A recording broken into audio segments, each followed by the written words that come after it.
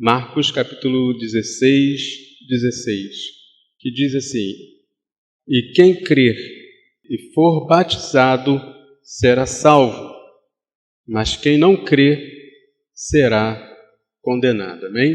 Irmãos, por favor, podem assentar-se. Como nós estamos já trabalhando essa série sobre fé e analisando o conceito bíblico de fé, do ato de ter fé, agora nós vamos nos debruçar, irmãos, sobre algumas passagens, sobre algumas referências, em que vai estar evidenciando esses dois aspectos do ato de ter fé. Numa primeira sequência de texto, a gente vai verificar o aspecto do confiar em Jesus como o único e suficiente Salvador. Como já vimos, onde a ideia de fé no texto grego surge como um verbo, a tradução para o português fé substituirá fé por qual palavra, irmãos? Quem lembra? Por crer. Amém.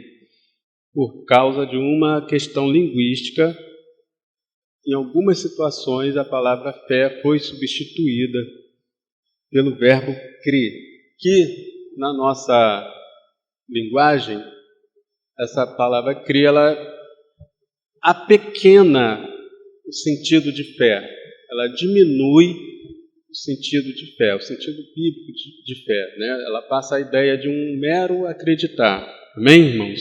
Isso já foi bem trabalhado aqui nas outras oportunidades.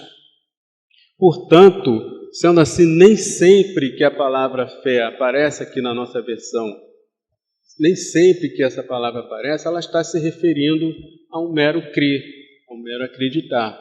Mas em muitas situações ela vai estar se referindo, ainda que esteja ali escrito crer, e creu, e acreditou, ainda que esteja esse verbo, ela vai estar se referindo a um ato de confiar ou a um ato de comprometer-se. É isso que nós vamos verificar hoje.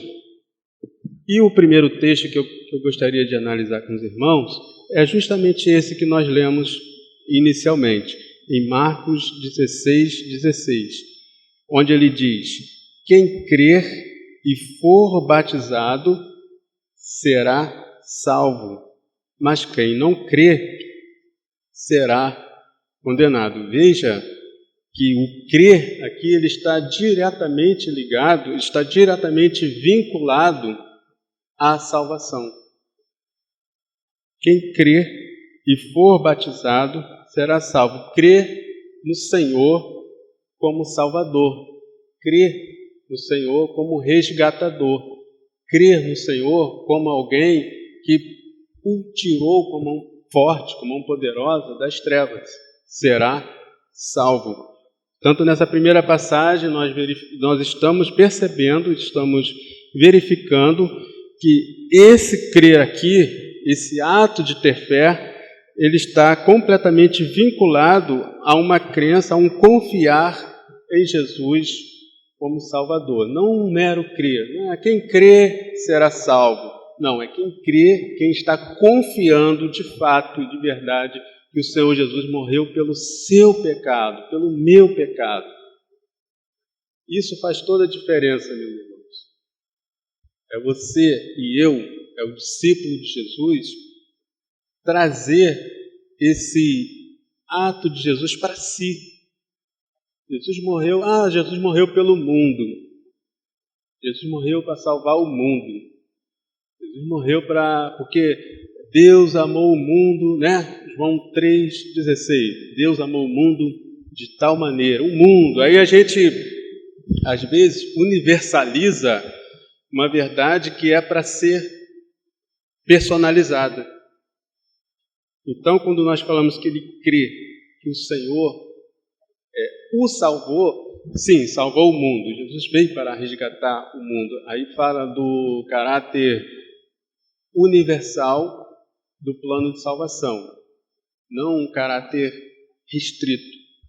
Por isso ele amou o mundo, amou todas as pessoas do mundo, todas as etnias. Ainda que Jesus nasceu em Israel, vimos na aula passada, né? Nem em Israel, palco de tudo que Deus protagonizou na pessoa de Jesus Cristo para trazer a salvação à humanidade, ainda que ele começou ali em Israel, o plano é o mundo, o plano é humanidade, é a humanidade.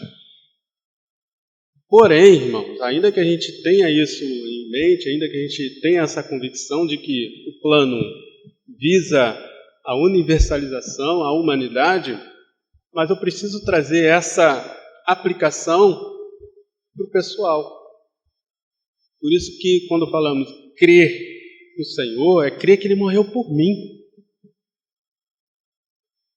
É crer que aquilo que Ele fez foi por mim.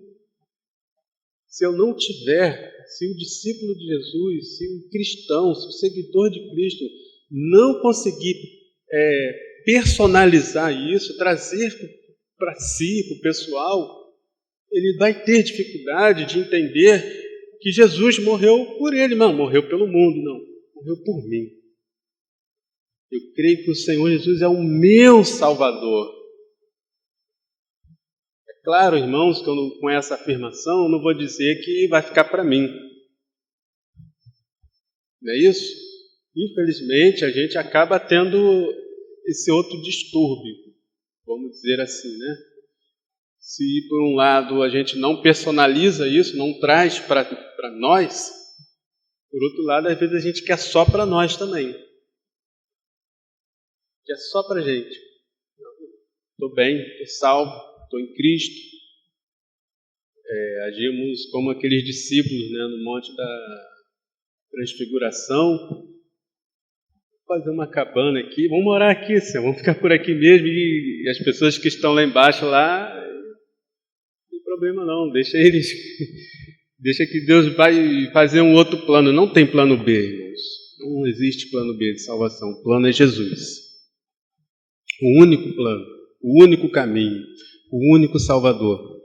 Então, quando afirmamos que precisamos personalizar isso e crer que o Senhor é o meu Salvador, não estamos afirmando que devemos fechar essa questão. É o meu Salvador, sim. Ele morreu por mim, morreu em meu lugar, derramou seu sangue por mim, e eu preciso me comprometer com Ele, confiar nele, que Ele é o meu Salvador. Não o Salvador de um ente subjetivo, o mundo. O que é o mundo? Morreu por mim. Morreu pelo seu povo. Quem é o povo de Deus? Quem que compõe a igreja do Senhor? Quem compõe o corpo de Cristo? Quem forma o corpo de Cristo? Sou eu, sou você, somos nós. Então, quando ele fala, quem crê e for batizado será salvo, mas quem não crê será condenado. Observe também que aqui, ainda que a gente está lendo uma sessão, a gente está refletindo sobre uma sessão de texto que enfatiza o aspecto de confiar no Senhor como Salvador, mas veja que o batizar, quando ele fala e for batizado, aqui também a gente pode perceber a implicatura, ele implica em obediência. Então, porque o Senhor ide por todo mundo, pregar o Evangelho, é isso? Batizando-as, ou seja, é um ato de obediência de quem vai, batizando-as em nome do Pai, então é uma ordem, é um mandamento, o Senhor deixou essa ordenança para a tua igreja, para os seus discípulos, ide por todo mundo e pregai o Evangelho, e a ordenança é ir pregar o Evangelho. A ordenança não é ir instituir uma religião, um cristianismo. Jesus não mandou fundar uma religião. Esses ismos que existem são criações humanas. Esses monte de ismos de religiões. Jesus não mandou criar religião, ele mandou Ide por todo mundo e pregar o Evangelho, batizando-as. Então, portanto, é uma ordenança, é um ato de obediência. Pregar o Evangelho não é algo que devemos fazer por comodidade, porque eu me sinto confortável, vou pregar. Quando eu me sentir bem, eu vou. Quando eu me sentir à vontade, eu vou pregar. É uma ordenança, irmãos, é um ato de obediência, é um ato de amor a Deus, acima de todas as coisas, acima de tudo. Um ato de amor ao próximo, amor ao nosso semelhante, que está caminhando para a condenação eterna. E isso, irmãos, isso deve nos deixar perplexos. Eu saber que um vizinho meu, que um amigo meu, que um ente querido meu, que um familiar meu está indo para o inferno. Isso deve nos deixar perplexos. É só um parênteses aqui que eu estou abrindo, porque quando a gente fala que quem crê e for batizado, quem crer no Senhor, quem confiar que o Senhor é o seu Salvador, aí então enfatizamos isso de pessoalizar isso, de pessoalizar essa crença, essa confiança. Ele é o meu Salvador pessoal, é o meu por mim. E também, e for batizado, implica na obediência. Então aqui também você já consegue perceber que o confiar e o comprometer-se, eles andam juntos. Portanto, quem é batizado, quem batiza está em obediência, que são os discípulos que estão cumprindo a ordenança do Senhor, e também quem é batizado também está em obediência à palavra do Senhor. Amém? Agora eu convido você para abrir a sua Bíblia em Lucas, capítulo 8, versículo 12.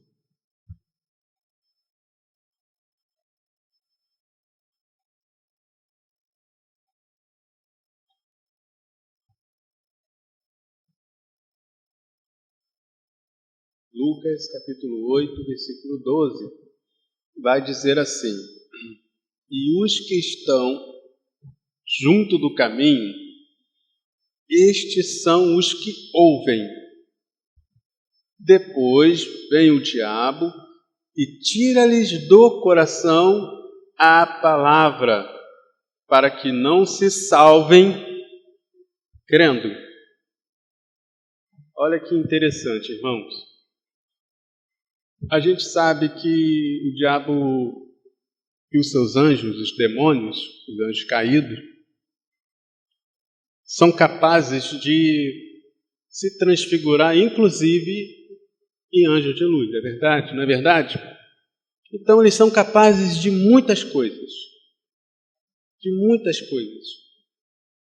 Eles causam muitos transtornos na nossa vida, eles causam desastre, eles causam coisas terríveis. Na batalha espiritual, eles são capazes de tudo para tirar o servo de Deus da presença de Deus e levá-lo para o inferno que está preparado para ele e seus anjos. Mas ele insiste em levar a humanidade também.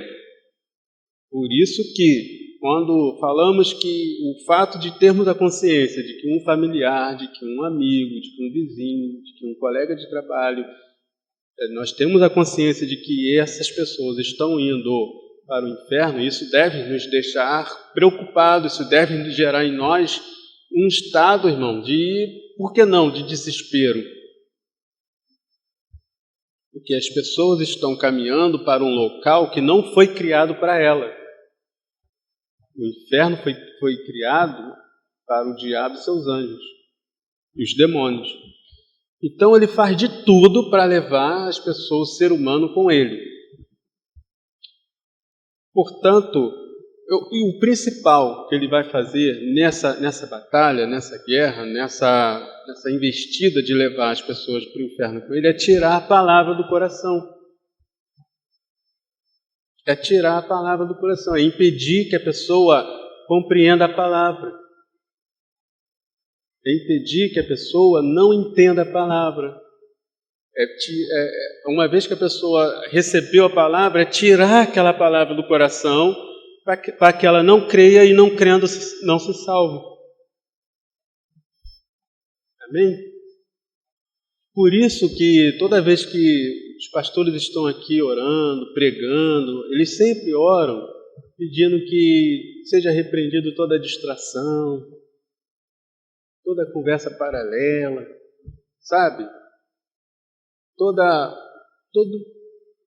ação, todo movimento que possa gerar alguma distração, que possa gerar alguma falta de entendimento da palavra, porque, como dissemos no primeiro estudo dessa série, a fé vem pelo ouvir. Ouvir o quê? Autoajuda? Não. Ouvir o quê? Palavra de coach? Não. Ouvir o quê? A palavra. A palavra de Deus, o Evangelho. Então ele age para que, primeiro, que a palavra sequer seja pregada. Tem lugares, países, regiões que sequer é permitido ele através de governos, através de leis, de culturas, ele tenta impedir que o Evangelho entre nesses locais. Existem países inteiros regiões inteiras que estão nessa situação, sobretudo nos países e regiões sob domínio do islamismo e outras religiões mais, que impedem que o Evangelho seja pregado naquele local. Então isso é uma artimanha do diabo para que as pessoas não creiam, para que as pessoas não recebam a palavra, para que as pessoas, não recebendo a palavra, não creiam e não crendo, não se salvem, não crendo, não vão entender que Jesus morreu por ela, não vão entender que a salvação é para ela, que existe um Salvador que pode libertá-la do pecado. Além dele impedir que a pregação seja feita, além de gerar distrações, gerar todo tipo de situação que impeça o fluir da palavra, ele vai também inserir no meio do povo de Deus o quê, irmãos? Falsos ensinamentos, heresias. E por isso que a gente observa hoje, nesses últimos dias, o surgimento avassalador de muitas heresias, de muitos falsos ensinamentos. Travestidos ali, ele começa a falar como uma verdade, usa versículos, mas no final entra o pão com fermento, entra o fermento, entra o ensino, entra a heresia. Isso tudo faz com que a palavra não fique no coração. Isso tudo faz com que o discípulo ele não receba a palavra, ele perca a palavra. Observe no texto que estão no caminho, ou seja, ele está caminhando, ele tem acesso à palavra, tem acesso à exposição bíblica, ele ouve a palavra, então não é alguém que não ouviu, ele ouve a palavra, depois vem o diabo e tira-lhes do coração a palavra, para que não se salvem crendo.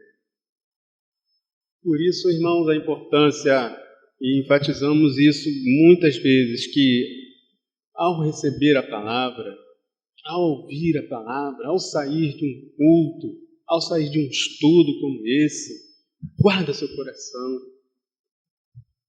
Não permita que nada tire a palavra do seu coração. E vai acontece muitas coisas quando a gente sai do culto, para tirar a palavra do nosso coração. É uma situação que causa irritação, é uma situação que nos impulsiona a dar vazão à carne. É uma situação que vai levar a gente a esquecer o que foi dito na ministração. Por exemplo, toda sorte de entretenimentos. Quer ver chegar? É uma coisa lamentável, irmão, e muito triste. E que eu já fiz muito isso, lamentavelmente. Falo isso com muita tristeza e pedindo perdão a Deus ainda. De acabar um culto, você recebeu a palavra, chegar em casa, ligar aquele troço diabólico que fica lá na sala. Coisa terrível, irmão. Você perde toda a palavra que foi dita. Pior ainda, dependendo do teor, do conteúdo que está sendo veiculado ali naquele momento. Ah, mas é notícia, irmão. Estou vendo um programa que passa aos domingos de notícia à noite. Irmãos, vai se emporcalhar, vai esquecer da palavra, vai gerar tristeza, depressão. Você vai permitir que a palavra seja roubada pelo diabo do seu coração. Por isso que a gente enfatiza isso, por isso que isso é muito enfatizado. Acabou o momento aqui da palavra, momento de estudo, momento de culto. Procuremos estar louvando o Senhor, procuremos estar conversando sobre a palavra, né? Sobre o estudo. E aquilo ali vai render, irmão, à tarde, durante a noite. Você vai chegar aqui no culto já cheio. Vai chegar aqui já no culto, ainda com a palavra que você ouviu pela manhã. Aí vai receber mais palavras, vai receber mais edificação, vai receber mais ensinamento do Senhor. Por isso, quando a gente senta diante de uma tela de televisão, diante de uma tela de computador, diante de uma tela de celular, após ouvir uma palavra que foi para trazer vida, para trazer libertação, para trazer comunhão, para trazer renovação espiritual, e a gente praticamente anula tudo que foi falado e prefere se pegar as coisas podres, como aquele filho pródigo, né?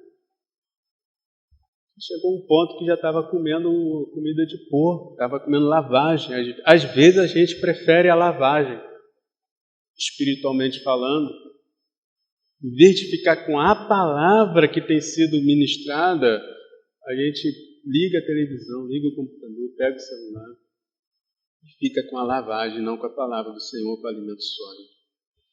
Então, meus irmãos, o diabo está nisso. Não é um ato aleatório aquilo ali.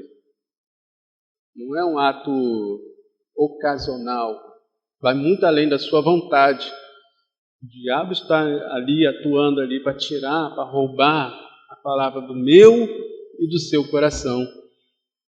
Portanto, quando ele fala, os que estão no caminho, os que estão na presença de Deus, os que estão ouvindo, eles ouvem a palavra, depois vem o diabo e tira-lhes a palavra do coração, para que não se salvem crendo. Então, que venhamos a reter a palavra de Deus, que a fé vem pelo ouvir. Ouvir o que, irmãos? A palavra. Observe que no próximo texto, essa questão de a palavra vai estar presente. E o próximo texto é João 5, 24. João 5, 24.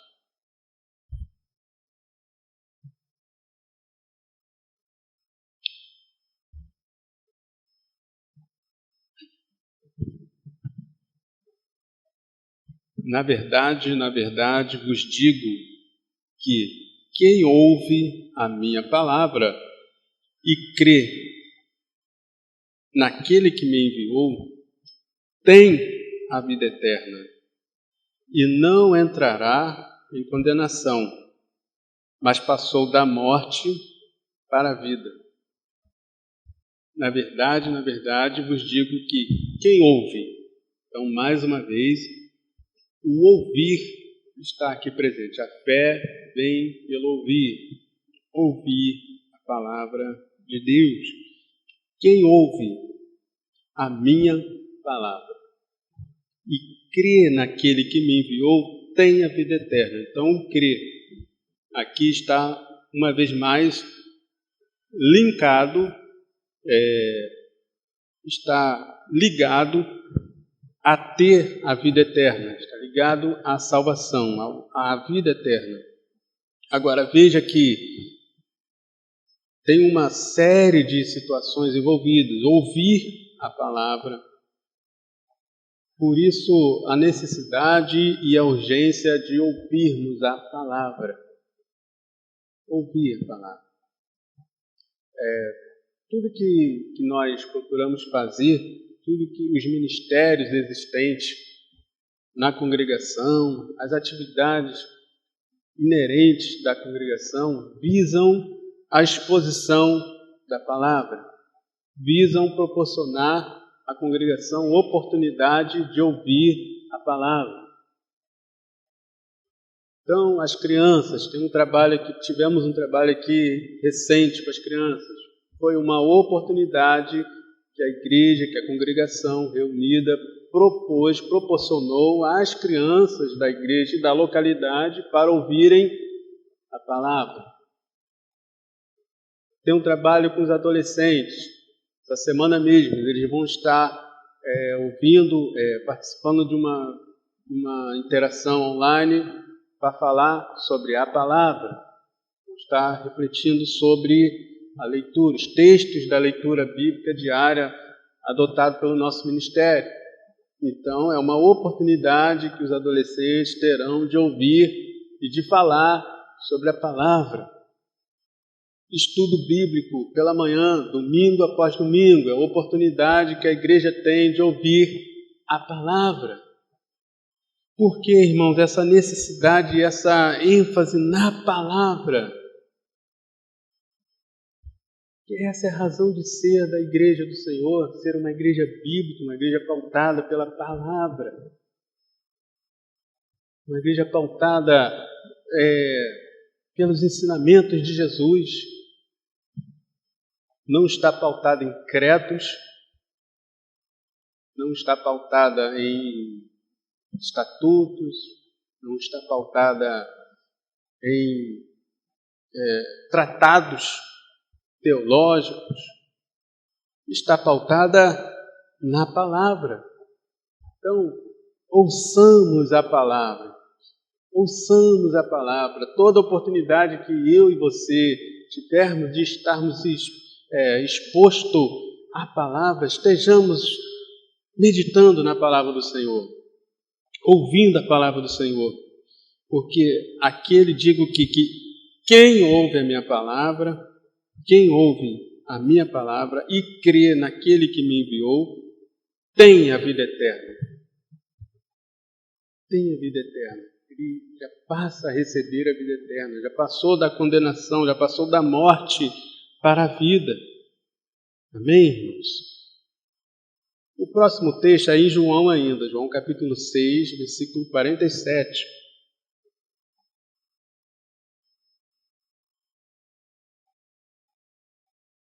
João capítulo 6, 47, versículo 47. Na verdade, vos digo que aquele que crê em mim tem a vida eterna. Ainda ele está reafirmando. Perceba que esse ter a vida eterna é no presente. Ele tem a vida eterna. Não terá a vida eterna. Ele tem. Ele tem a vida. Quem é a vida? Jesus. Ele recebeu a vida. Eu sou a ressurreição e a vida. Jesus falou. Na verdade, vos digo que aquele que crê, veja, perceba comigo, aquele que crê no versículo anterior, quem ouve a minha palavra, observe que está sempre condicionando a decisão pessoal da pessoa. Aquele que crê, ou seja, é possível alguém não crer. Aquele que crê, em contraste com aquele que não crê. Quem ouve a minha voz, em contraste com aquele que não ouve. Então, é algo que está condicionado à nossa vontade. Você pode aceitar, você pode ouvir ou não, você pode crer ou não, você pode decidir ou não.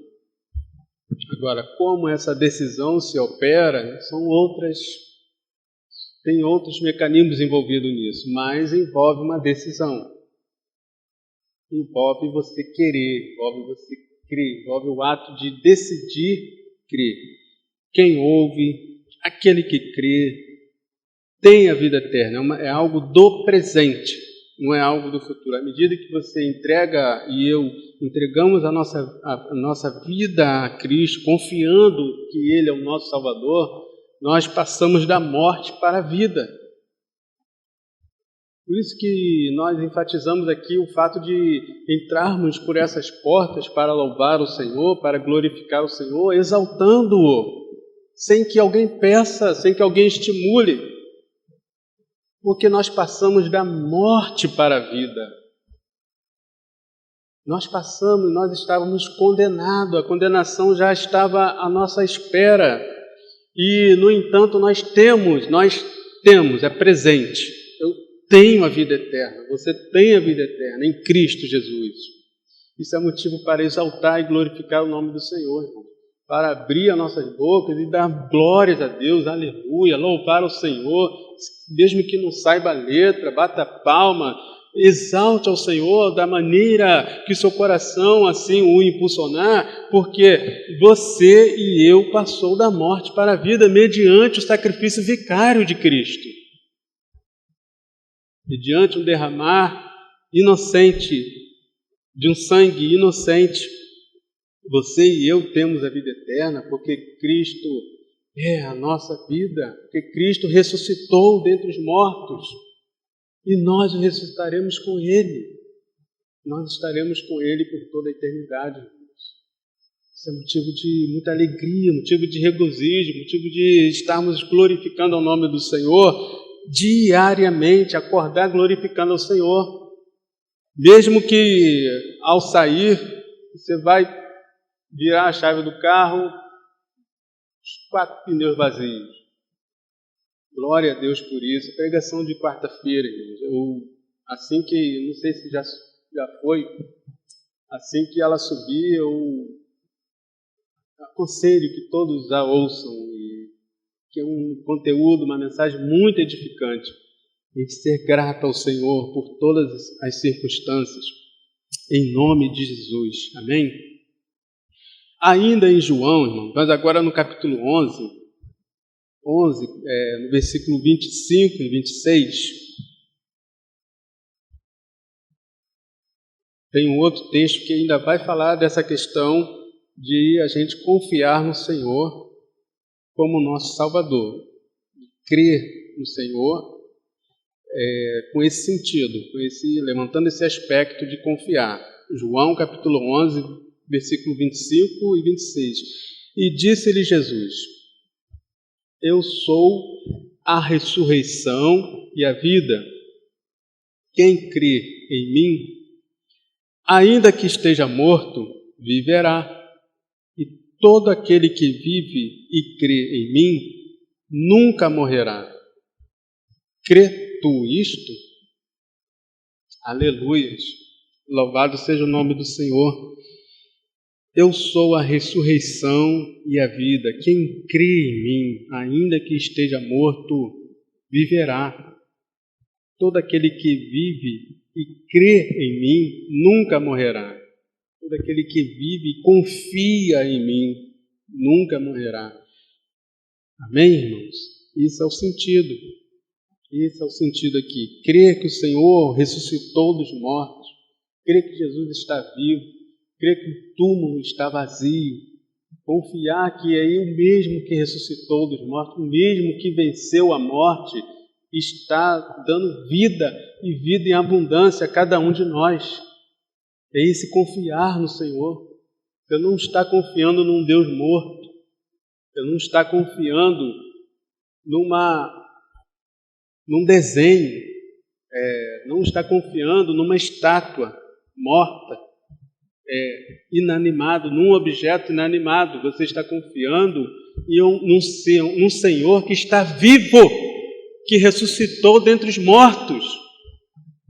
É esse o Senhor, é esse o Salvador que eu e você estamos confiando, naquele que venceu a morte. Aleluias!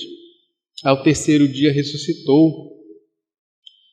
Em Atos capítulo 15, no versículo 11, ele vai dizer assim, Lucas vai dizer o seguinte, Atos capítulo 15, versículo 11. Lucas vai dizer o seguinte: mas cremos que seremos salvos pela graça do Senhor Jesus Cristo, como eles também. Mas cremos que seremos salvos. Veja, crer diretamente vinculado à certeza da salvação. O crer diretamente ligado à convicção de que vai ser salvo. Portanto, se ele está confiando, se ele está crendo, se esse ato de crer está ligado à certeza de que ele será salvo, salvo por quem? Pela graça do Senhor Jesus, pelo favor do Senhor Jesus. Pelo favor do Senhor Jesus. Então, crer que será o que? Salvo. Nem uma convicção de que você vai ser, de que você é salvo pela graça, pelo favor de Jesus, pela obra salvadora de Jesus, pelo plano de salvação ali executado pelo Senhor Jesus, salvo pela graça. Isso contrasta com o quê? Não pelas obras. Salvo pela graça do Senhor Jesus, não pelas obras, não por qualquer ato, qualquer atitude que venhamos a fazer. Vir aos cultos, vir à EBD, estar congregando é algo maravilhoso, é um mandamento, é uma ordenança do Senhor, mas não salva. Aqui nós somos forjados a permanecermos firmes no Senhor, somos preparados, recebemos a palavra, mas o ato de vir aos cultos, de participar das atividades, não constitui em si um requisito, um ato que fará com que você seja salvo. Porque a salvação não vem de nós. A salvação vem do Senhor. Foi Ele que nos resgatou. Não sou eu que me resgato a mim mesmo. A libertação vem de um libertador. Alguém desfaz as cadeias, alguém paga a fiança e o escravo e o condenado e o que estava preso é liberto. Amém? Por isso é pela graça, não é por obras. Nada que eu e você façamos, ainda que em obediência à palavra do Senhor, acrescentará uma vírgula na nossa salvação. A salvação é pela graça. A salvação vem do Senhor. Agora, em obediência ao Senhor, devemos congregar. Em obediência ao Senhor, devemos pregar o Evangelho, ter comunhão, amar, inclusive, não só os nossos irmãos, mas inclusive os que nos perseguem, os que nos odeiam, em obediência ao Senhor. Amém, queridos? Ainda em Atos, só que um pouquinho mais à frente, no capítulo 16, versículo 31, vai dizer, aquele versículo muito conhecido que a gente vê pendurado assim nas portas das casas, não é isso? Em quadros, assim, nas salas, diz assim, crê no Senhor Jesus e será salvo tu e a tua casa. Eu até coloquei uma setinha aqui no meu texto, que é crer diretamente ligado ao será salvo. Crê no Senhor Jesus, confia no Senhor Jesus e será salvo. Confia que Ele que é o teu Salvador e será salvo, tu e a tua casa. Tanto crê, mais uma vez, ligado ao ato de confiar na salvação, da convicção de salvação. Em Romanos 10, capítulo 10, versículo 9, Romanos capítulo 10, versículo 9, e aqui esse é o último texto dessa sessão em que enfatiza o crer com o sentido de confiar na salvação, confiar no Senhor Jesus como o único e suficiente Salvador. Romanos 10, versículo 9. O apóstolo Paulo vai dizer assim, crer no Senhor Jesus e serás... Não, aqui eu estou voltando em Atos, perdão, não.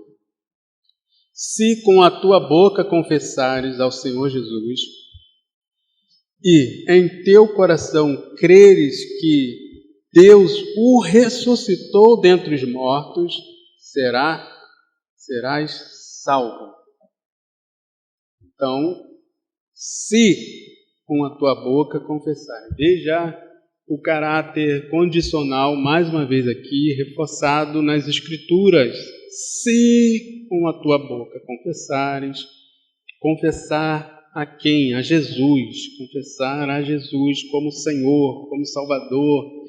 E em teu coração creres que Deus o ressuscitou dentre os mortos, serás salvo.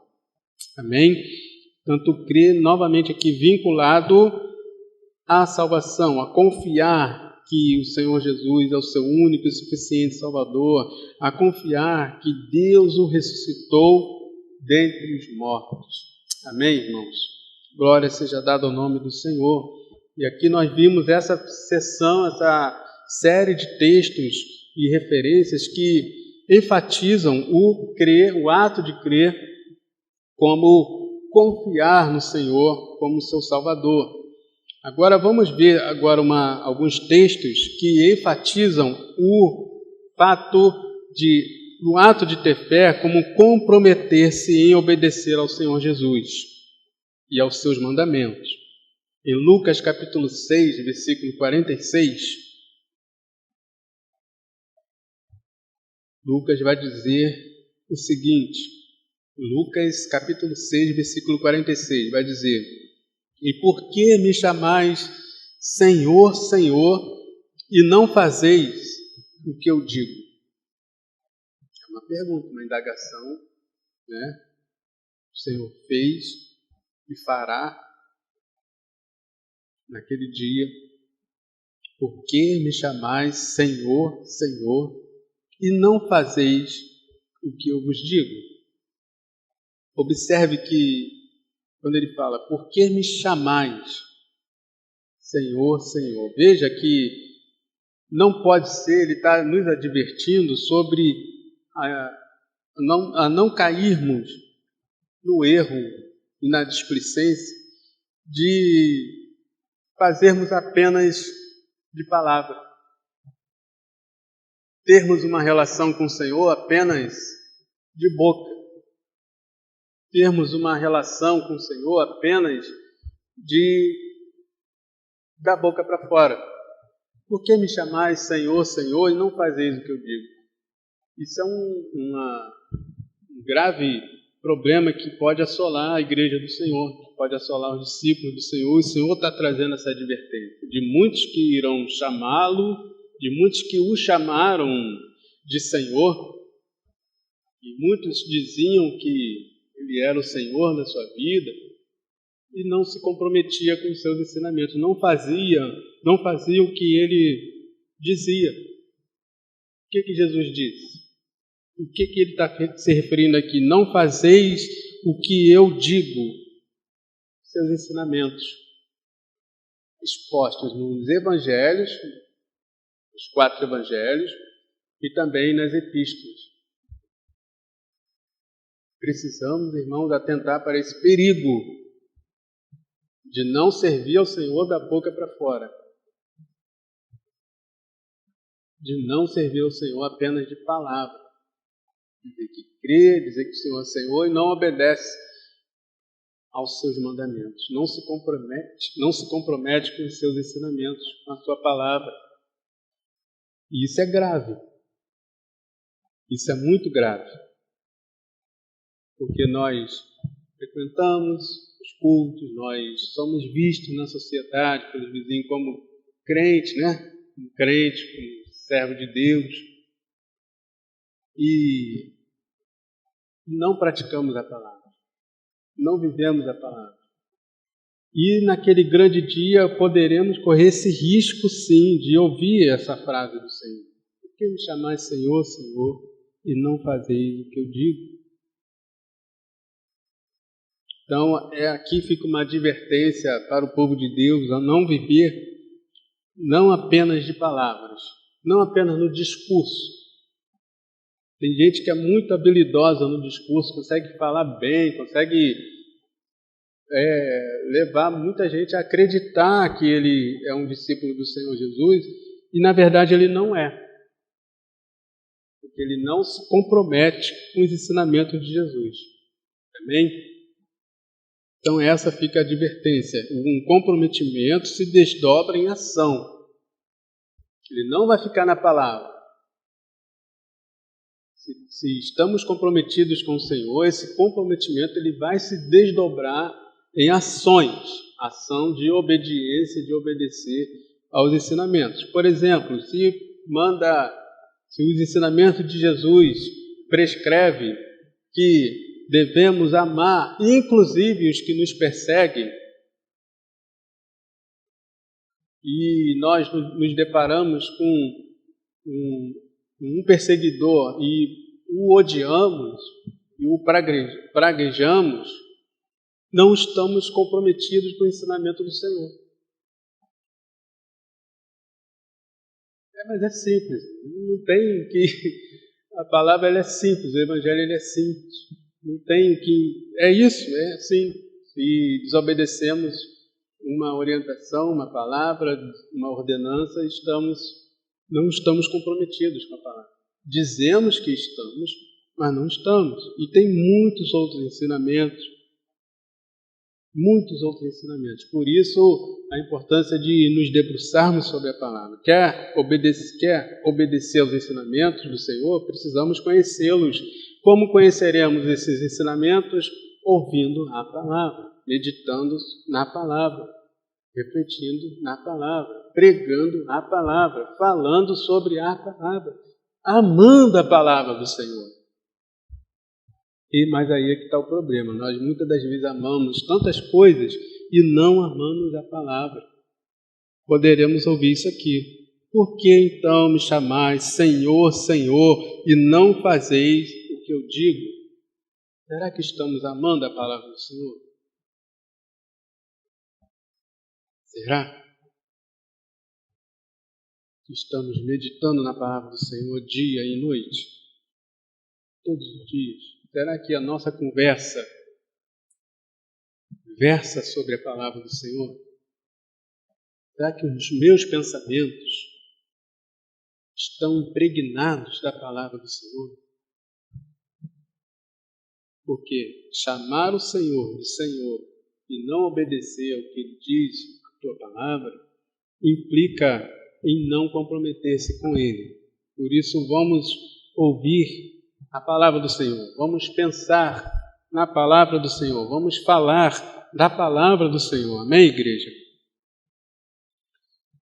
Em Atos capítulo 6, versículo 7, diz o seguinte, Atos capítulo 6, versículo 7.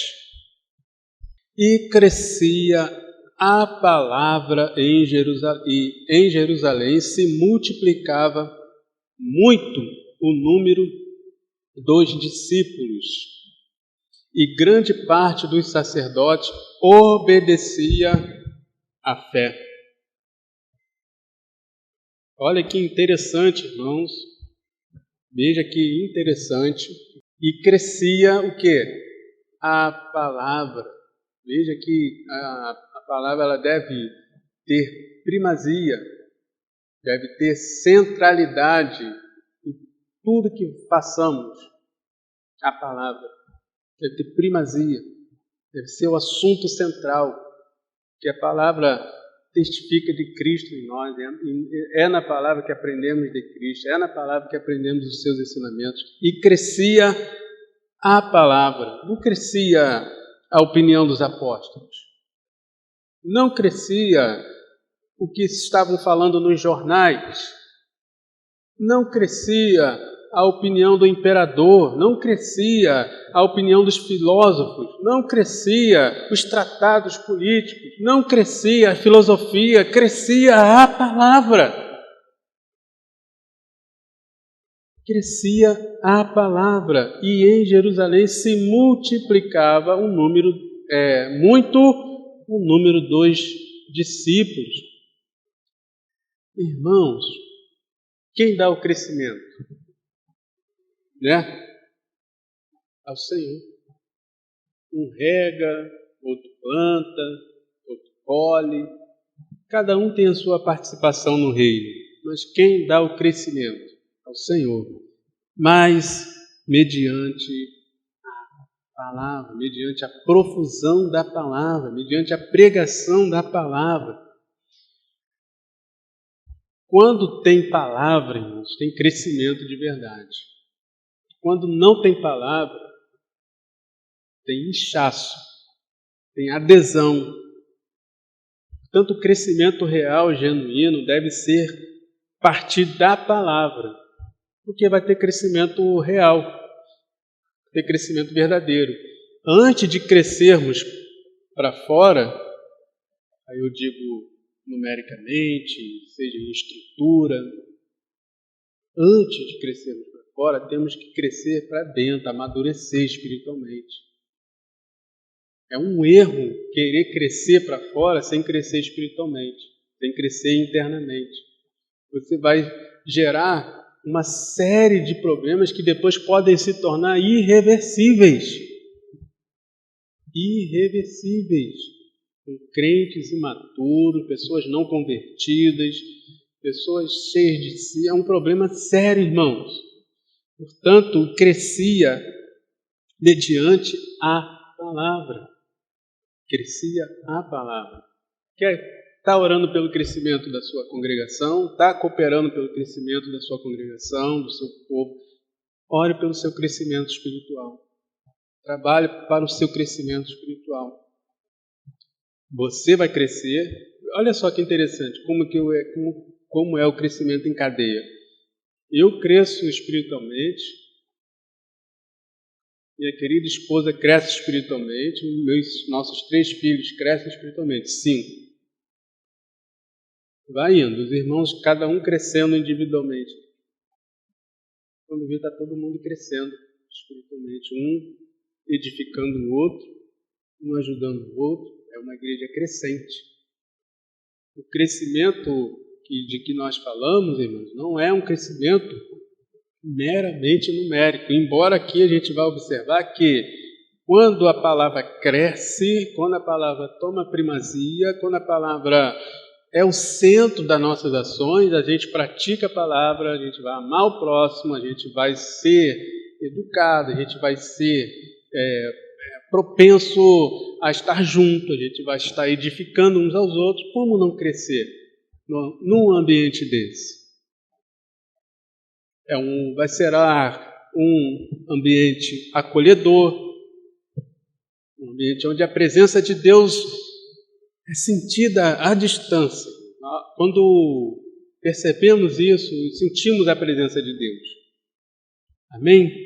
Portanto, crescia a palavra e multiplicava o número dos discípulos, e grande era e grande parte dos sacerdotes obedecia à fé, obedecia à palavra. Então, o crescimento ele está vinculado à obediência. Se tem crescimento, entre aspas, que não está vinculado à obediência, não é um crescimento bíblico. É um inchaço. Um inchaço, vocês sabem que teve uma vez que um dos meninos teve pneumonia, logo bem novinho. Então, eles tinham assim, um corpo assim, normal, nem magro, nem grande, nem gordo. E eu fiquei ali olhando, aí ele pegou pneumonia e internou. Ficou bastante tempo internado e tomou muito soro, né? Muito soro. Muita medicação na veia. De sorte que ele ficou inchado. A gente apertava assim a sua pele e o dedo afundava.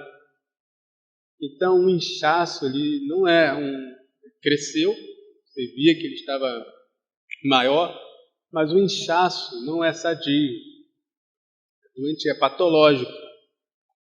Ficou inchado até sair toda aqueles remédios, aí depois de algum tempo ele voltou o seu biotipo. E assim é espiritualmente. O inchaço ele é patológico. E um número grande de pessoas aderindo àquela igreja, aderindo àquela instituição, aderindo àquela reunião, mas sem conversão, sem crescimento espiritual, sem amor, sem dar o fruto do Espírito, amor, temperança, domínio próprio. Amém, igreja? Próximo texto, Romanos capítulo 1, versículo 5. Romanos capítulo 1, versículo 5. Que diz assim: pelo qual recebemos a graça e o apostolado para a obediência da fé entre todas as gentes pelo seu nome. Romanos 1, 5. Para a obediência da fé entre todas as gentes pelo seu nome.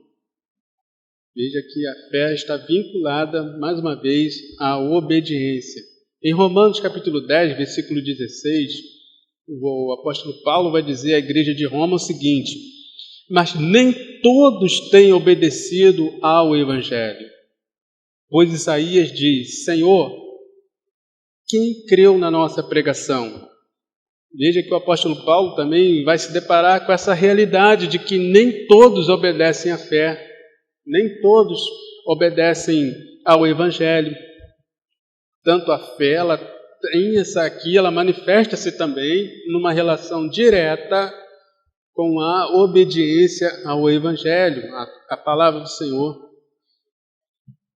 Em Hebreus capítulo 5, no versículo 8 e 9, o autor aos Hebreus vai dizer: ainda que era filho, aprendeu a obediência por aquilo que padeceu, e sendo ele consumado, veio a ser a causa da eterna salvação para os que lhe obedecem. Aleluias!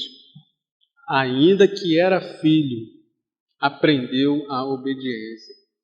Que exemplo maravilhoso temos o nosso Senhor e Salvador Jesus. Ainda que era filho, aprendeu a obediência. Possamos obedecer, que possamos aprender de Jesus isso.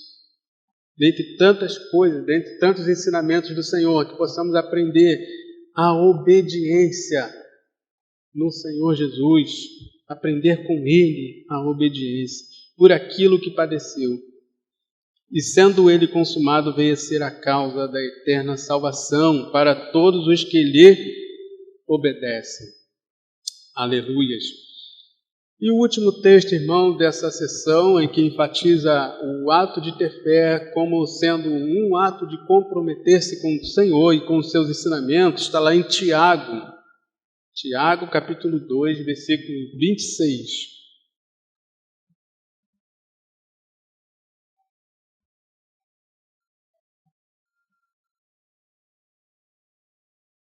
Porque assim como o corpo sem o espírito está morto, assim também a fé sem obras é morta. Aí alguém pode, de repente, ficar na dúvida. Mas a gente tem ouvido e tem sido enfatizado a exaustão que não é pelas obras que a gente alcança a salvação, não é pelas obras que a gente se aproxima do Senhor. E aqui está dizendo que a fé sem obra, sem as obras, ela é morta. Mas que obras seriam essas? A obediência à palavra de Deus. Lembra que falamos que o comprometer-se leva à ação? A ação de obedecer, a ação de cumprir os ensinamentos do Senhor, a ação de seguir a palavra, a ação de executar o que o Senhor determina em seus decretos, em suas leis. Portanto, a fé, ela sem as obras, ela é morta. A fé sem a obediência, ela é morta. Vai voltar lá no primeiro texto que a gente leu, que diz: chamais Senhor, Senhor, e não fazeis o que eu digo. É a fé sem obra. É a fé sem obediência. Portanto, não é a obra da lei, não é a obra de obediência a ritos, a legislações. É a fé que se desdobra num comprometimento com a lei do Senhor, a palavra, e com os ensinamentos de Jesus, e que vai se manifestar em obras, em ações. A obra de amar, a obra de evangelizar, a obra de levar a palavra, a obra de perdoar, a obra de pedir perdão. A fé sem obra, esses são os ensinamentos do Senhor, ela é morta. Bem, queridos, todos estão entendendo, compreendendo? Glória a Deus. Portanto, sendo a fé mais do que apenas um mero acreditar, mas também confiar e comprometer-se com o Senhor, isso haverá resultados práticos na vida de alguém que passou a crer em Jesus. Que efeitos práticos são esses? São as suas ações. Estão comprometidos com o Senhor. Mas crer no sentido pleno da verdadeira fé, ou seja, confiando e comprometendo-se com Ele. Trataremos desses resultados práticos no tópico a seguir. Na próxima aula a gente vai se desdobrar, vai ser exposto para os irmãos os efeitos práticos dessa fé, de comprometer-se com o Senhor, de se confiar no Senhor, em que será meditada, a meditação se dará em cima da primeira evidência da conversão na vida de quem tem a verdadeira fé em Cristo. E qual é a primeira evidência? É o arrependimento de pecados. Amém? Esse vai ser o tema, a primeira evidência de que alguém tem verdadeiramente fé no Senhor, de que realmente houve conversão no Senhor Jesus, é o arrependimento de pecados, tema que será tratado a partir do próximo domingo. Amém, queridos? Quero convidar vocês para orar comigo mais uma vez. Pai, muito obrigado, Senhor, por esse ensino. Obrigado pela Tua palavra, obrigado pela Tua fidelidade, obrigado pelo Teu cuidado. Que o Senhor venha estar ministrando em nossos corações, Senhor, aquilo que eu, pela minha incapacidade, pela minha ignorância, pela minha limitação, não consegui transmitir, Senhor. Que o Teu Espírito Santo venha estar realmente ministrando em nossos corações, venha estar fortalecendo a nossa fé, venha estar, meu Deus, nos ajudando a compreender, ó Pai, que o crer não é apenas um acreditar, mas é confiar no Senhor como nosso único e suficiente Salvador e estarmos realmente, verdadeiramente comprometidos com o Senhor e com os seus ensinamentos, ó Pai. Assim nós oramos e agradecemos em nome de Jesus. Amém.